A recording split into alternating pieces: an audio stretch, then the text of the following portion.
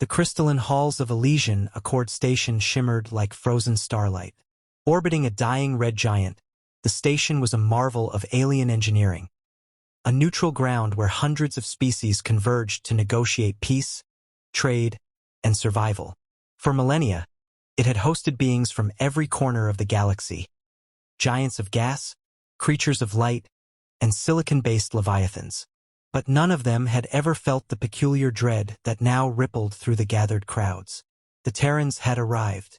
Captain Elias Morrison stepped off the human envoy's shuttle, his boots clanging against the polished metal floor. Behind him, his team followed in crisp formation. Diplomats, scientists, and security officers, all clad in the minimalist black uniforms of Earth's fledgling interstellar coalition. Their faces were calm, but their eyes darted across the alien assembly with a mix of curiosity and wariness. The reception hall was packed. Hundreds of beings from dozens of species watched from elevated platforms, their whispers filling the air like static. Some leaned forward, their expressions a mix of fascination and unease. Others clung to the shadows, their postures tense.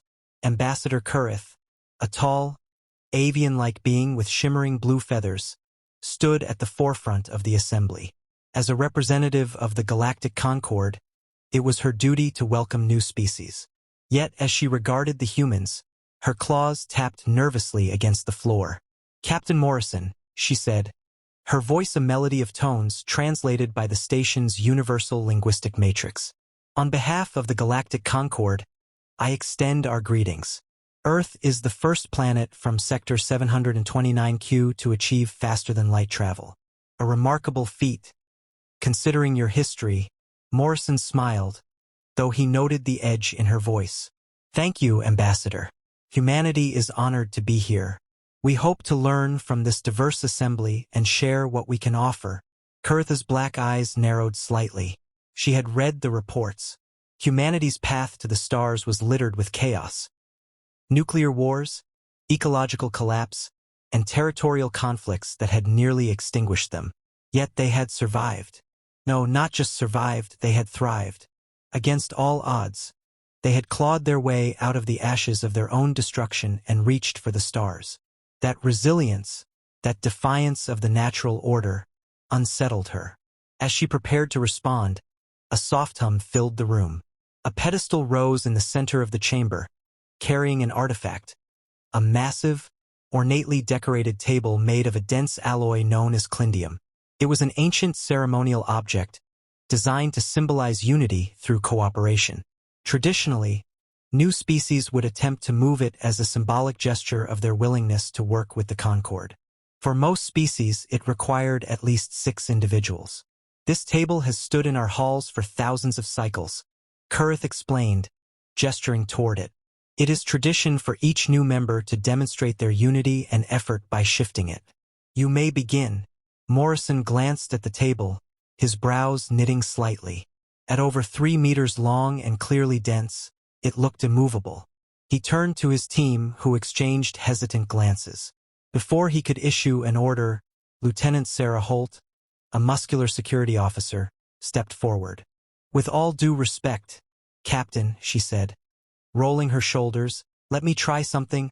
The hall fell silent as Holt approached the table. Her every movement was watched with rapt attention. Placing her hands on the edge, she bent her knees and braced herself. The room seemed to hold its breath. And then she lifted it. Gasps and clicks of alien languages filled the air as Holt hoisted one side of the massive table several centimeters off the ground. To her, it was a feat of sheer determination and adrenaline. To the gathered aliens, it was an act of incomprehensible strength. Even the Concord's most advanced species struggled to manipulate clindium, yet this human had done it alone. Holt set the table down with a soft thud and stepped back, breathing heavily but grinning. "There you go," she said, wiping her hands on her uniform. "Unity through effort." For a moment there was silence. Then the whispers began again, louder this time. Words like impossible and terrifying echoed in the chamber. Kurith's feathers puffed out involuntarily, a sign of alarm in her species. She had known humans were physically formidable, But this display confirmed every rumor she had heard, and then some. Morrison cleared his throat, breaking the awkward tension. "We believe in doing what needs to be done," he said smoothly. "It's how we've always survived." Kurith struggled to compose herself. "Yes, clearly," she replied, her melodic voice faltering slightly. "Let us proceed to the council chambers. There is much to discuss." As the humans followed her out of the hall, the assembled species remained frozen, their fear palpable. To them, the message was clear. The Terrans were unlike anything the galaxy had encountered, and that terrified them. In the shadows, a reptilian figure watched the humans depart, its slit pupils narrowing. "They shouldn't be here," it hissed to itself. "They're dangerous." The planet was hell. Crimson skies churned with ash and sulphurous winds tore across a landscape of jagged, volcanic rock. Rivers of molten lava crisscrossed the surface, bubbling and spitting toxic fumes. The human delegation's shuttle, crippled by sabotage, had crash-landed in this nightmare of a world. The hull smoldered in the heat, and the acrid smell of burning metal filled the air. Captain Elias Morrison surveyed the surroundings grimly. "Status?" he asked, his voice steady despite the chaos. "Shuttle's fried," replied Lieutenant Sarah Holt. "Running diagnostics. Communications are down and life support is minimal. We're on our own." Leora, the team's xenobiologist, crouched over a patch of soil, her gloved hand scraping at the ashy ground. "This planet's ecosystem is insane," she muttered. "Air's barely breathable, surface temperatures lethal without suits. And these plants are radiating trace toxins. Nothing here should be alive. Yet life persisted. Strange, spiny plants twisted out of the cracks, and insectoid creatures scuttled along the rocks. Leora was fascinated. The rest of the team was not. "We don't have time for science," Morrison said. "We need shelter and a plan." The group moved quickly, finding refuge in a rocky overhang that shielded them from the worst of the wind. The alien delegation that had been accompanying them wasn't faring as well. The reptilian Threx warriors, proud and muscular, were on their knees, gasping for air. Jorix, a willowy, translucent being from a low-gravity world, had collapsed entirely, his skin sagging like wet fabric. Morrison knelt by Jorix and adjusted the alien's respirator. "Hang in there. We'll get through this." Threx leader Varric glared weakly at him. "You humans, this place, should kill you too." "It's trying," Morrison replied, "but we're stubborn." Within hours, the humans had done the unthinkable. They had adapted. Using scraps from the shuttle and their emergency kits, they constructed a makeshift shelter. Holt and Leora worked tirelessly to analyze the local flora, determining which could be converted into breathable oxygen or a source of hydration. When the team ran out of rations, Leora tested the alien plants that should have been fatal to their biology. Remarkably, after minimal preparation, humans metabolized them with only mild side effects. Meanwhile, the Threx warriors refused to eat, certain the plants were poisoned. Jorix, too weak to move, could only watch as the humans built, scavenged, and improvised. It wasn't just their resilience that unnerved him, it was their calm. Where other species might panic or despair, the humans worked as though they had done this 1,000 times before. "You are unrelenting," Jorix whispered to Leora as she offered him water. "We've had practice," she replied with a small smile. "Earth isn't exactly forgiving." The breaking point came when the xenophobic saboteurs arrived. The attackers descended with weapons blazing, but the humans responded with chilling efficiency. Holt coordinated ambushes, using the planet's harsh environment to their advantage. Lava flows became traps, ash clouds became cover, and alien weaponry was swiftly repurposed. By the time the battle ended, the attackers were routed, and the humans stood victorious, battered but alive. Varric stared at them in disbelief.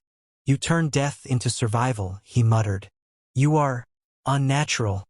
Morrison's expression hardened. "No, we're just human." The Galactic Concord's Grand Chamber was an awe-inspiring sight. Suspended in zero gravity, the circular room was encased in transparent walls that offered a breathtaking view of a collapsing red giant star. Delegates from hundreds of species floated in segmented pods, each communicating through the station's universal translator. Today, however, the chamber buzzed with unease. All attention was fixed on the humans standing at the center platform. This tribunal is called to address a matter of utmost concern, intoned Zivak, a gelatinous being with undulating bioluminescent patterns, who served as the Concorde's prosecutor. The presence of humans in our galactic fold poses a threat. Their species is unpredictable, volatile, and, above all, dangerous. Captain Elias Morrison remained calm, though the scrutiny of hundreds of alien eyes bore down on him and his team.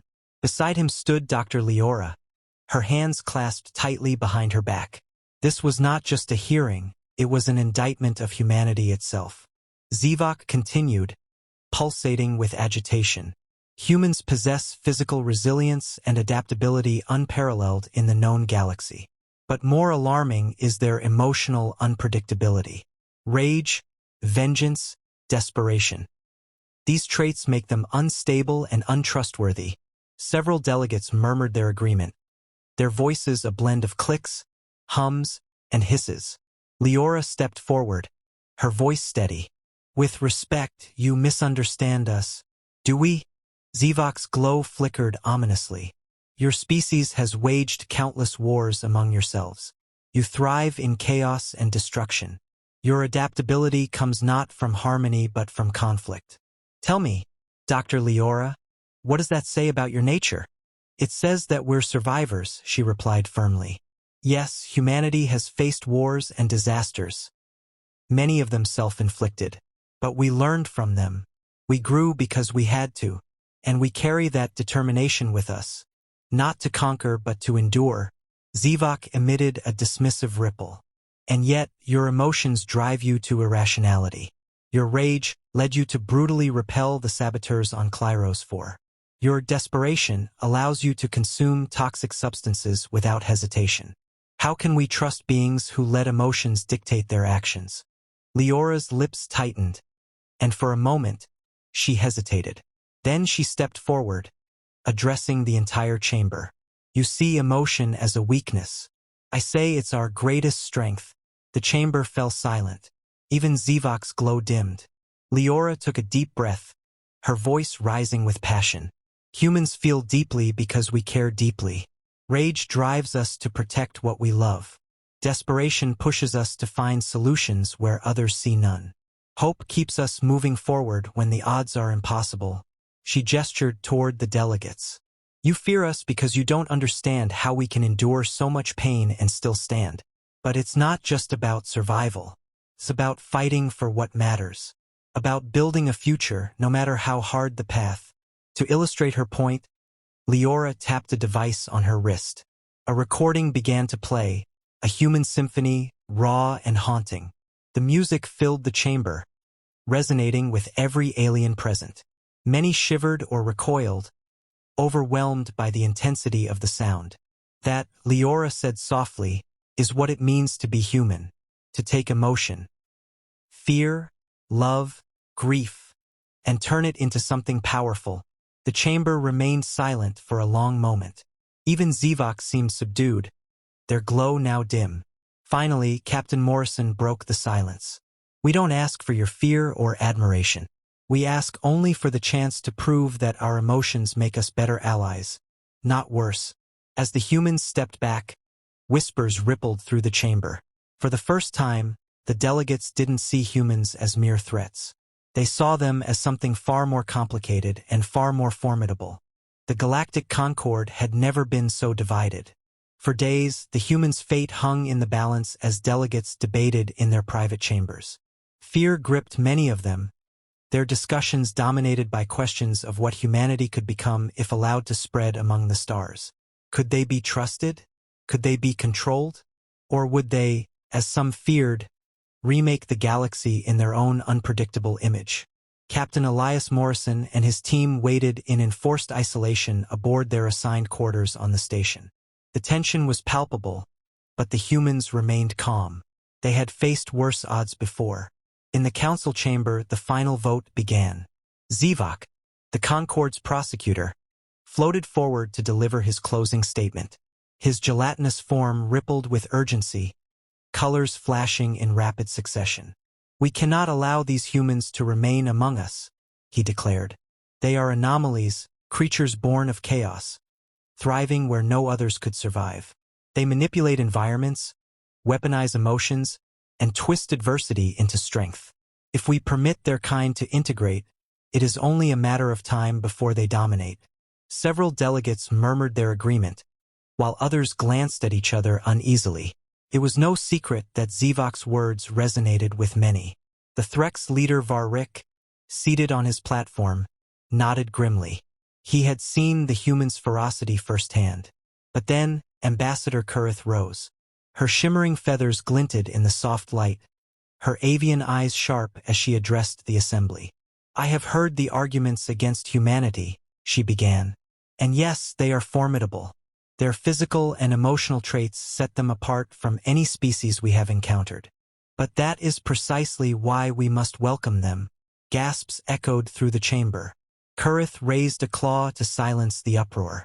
"Let me remind you of what the Concord stands for," she continued. "Unity, cooperation, and the belief that diversity strengthens us. Humanity's presence challenges us not because they are monsters, but because they embody what we fear most: change. Yet, in that change lies our opportunity." She gestured toward a recording of the humans' actions on the volcanic world of Klyros 4, displayed as holographic footage in the center of the chamber. The images showed the humans improvising, protecting their alien counterparts, and fighting with unmatched resolve against their saboteurs. "They do not give up," Kurith said. "Even when others would falter, even when the odds are insurmountable, humans endure. They are not a threat to the Concord, they are a mirror of its ideals. If we reject them, we reject the very spirit that built this alliance." Her words hung in the air, heavy with conviction. Slowly, the assembly began to shift. Murmurs of dissent gave way to thoughtful silence. Finally, Zivok pulsed dimly, conceding his position. The vote must proceed. The decision was cast in the form of shimmering light displays from each delegate. One by one, colors lit up across the chamber. The results were undeniable. The majority voted in favor of humanity's inclusion. Captain Morrison and his team were summoned back to the chamber, where Kurith greeted them with a formal bow. "Welcome to the Galactic Concord," she said. "May your strength, your passion, and your adaptability inspire us all." Morrison nodded, his face calm but his eyes shining with quiet triumph. "Thank you. We won't let you down." As the humans departed, the galaxy watched. They had entered the stars not as conquerors, but as something far more unsettling. A species that thrived on chaos, turned weakness into strength, and made even the most ancient powers question their own limits. For better or worse, humanity's presence would forever reshape the galactic order.